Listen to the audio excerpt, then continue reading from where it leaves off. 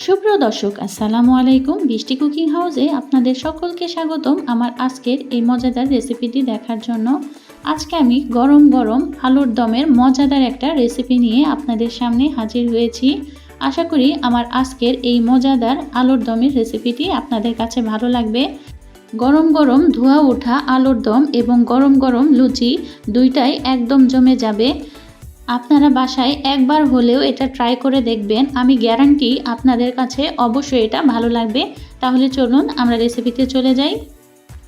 আজকে আমি রান্নাটা কুকারে করব, সে কারণে কুকারের মধ্যে দিয়ে দিলাম পর্যাপ্ত পরিমাণে সয়াবিন তেল। তেলটা যখন গরম হয়ে আসবে তখন এখানে দিয়ে দিতে হবে 1 চা চামচ পাঁচফোড়ন, 2টা তেজপাতা চিড়ে নিয়েছি, 2 টুকরো দারচিনি, 3-4টা এলাচ খুব ভালোভাবে তেলের সাথে একটু ভেজে নিতে হবে। ভাজতে ভাজতে যখন এই মশলাগুলো থেকে সুন্দর একটা অ্যারোমা বের হবে তখন এখানে বাকি সব উপকরণ এক এক করে দিয়ে দিতে হবে। এখানে এখন আমি 1 কাপ পরিমাণ পেঁয়াজ বাটা দিয়ে দিলাম। এখানে অবশ্যই পেঁয়াজ বাটাটাই ব্যবহার করতে হবে, এতে আলুর দমের ঝোলটা অনেক গাঢ় হবে এবং খেতে অনেক টেস্টি হবে। এই পেঁয়াজ বাটাটা দেওয়ার পরে এখন এখানে দিয়ে দিতে হবে আদা ও রসুনের পেস্ট। এখানে আমি 1 টেবিল চামচের মতো আদা ও রসুনের পেস্ট দিয়ে দিয়েছি। এখন দিয়ে দেব স্বাদ মতো লবণ। এখন দিয়ে দিতে হবে 1 চা চামচ জিরা গুঁড়া, 1 চা চামচ হলুদ ও মরিচের গুঁড়া। এখানে হলুদ ও মরিচের গুঁড়া মিক্স করা আছে। এখন মশলাটা যাতে পুড়ে না যায় সে কারণে এখানে সামান্য পরিমাণে পানি দিয়ে নিব, এতে করে মশলাটা পুড়ে যাবে না এবং মশলাটাকে খুব ভালোভাবে কষানো যাবে। এখন নেড়েচেড়ে মশলাটাকে খুব ভালোভাবে আমাদের কষিয়ে নিতে হবে। আলুর দম রান্না করার ক্ষেত্রে মশলাটা আপনি যত ভালোভাবে কষাবেন এর টেস্ট তত ভালো আসবে। সময় নিয়ে ধৈর্য ধরে মশলাটাকে খুব ভালোভাবে বেশি সময় ধরে কষিয়ে নিতে হবে।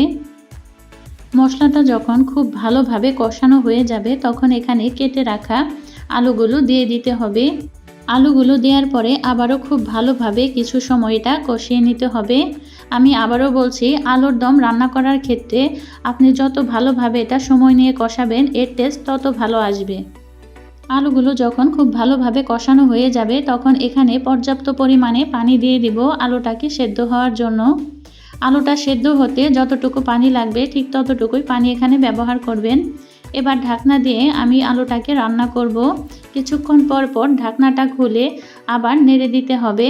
এভাবে করে যতক্ষণ পর্যন্ত আলুটা সেদ্ধ না হবে সে পর্যন্ত রান্না করতে হবে। খুব বেশি পানি দিতে যাবেন না, তাহলে আলুটা ভেঙে যেতে পারে। আলুর দমে আলুটা একটু আস্ত আস্ত থাকলেই খেতে ভালো লাগে।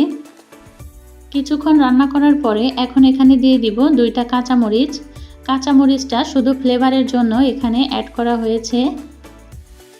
এবার 2 টেবিল চামচের মতো দিয়ে দিলাম তেঁতুলের মার। তেঁতুলটাকে পানি দিয়ে ভালোভাবে গুলে আমি ছেঁকে এখানে ব্যবহার করেছি, এতে একটা টক ভাব চলে আসবে। এবার ভালোভাবে নেড়ে আমি মিশিয়ে দিলাম। আবার ঢাকনাটা দিয়ে রান্না করতে হবে। 5 মিনিট পরে আবার ঢাকনাটা খুলে এখন এ পর্যায়ে দিয়ে দিতে হবে চিনি। এখানে আমি 1 চা চামচের মতো চিনি দিয়ে দিলাম। চিনিটা দিয়ে আবারও খুব ভালোভাবে চিনিটাকে মিশিয়ে দিতে হবে। আমাদের রান্নাটা প্রায় শেষ। নামানোর ঠিক আগ মুহূর্তে এখানে দিয়ে দিতে হবে ভেজে রাখা জিরার গুঁড়া। এটা দিলে আলুর দম থেকে খুব সুন্দর একটা ফ্লেভার বের হবে। এটা দিয়ে আমি ঢাকনা দিয়ে 5 মিনিট এটা রেস্টে রেখে দেব। দেখুন 5 মিনিট পরে মাশাআল্লাহ আলুর দমের চেহারাটা কত সুন্দর এসেছে। আশা করি আমার আজকের এই মজাদার গরম গরম আলুর দমের রেসিপি আপনাদের কাছে ভালো লেগেছে।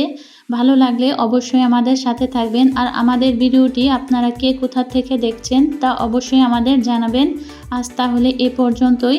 ভালো থাকবেন, সুস্থ থাকবেন আর আমাদের জন্য দোয়া রাখবেন, আমরা যেন আরও বেশি বেশি ভিডিও আপনাদের সাথে শেয়ার করতে পারি।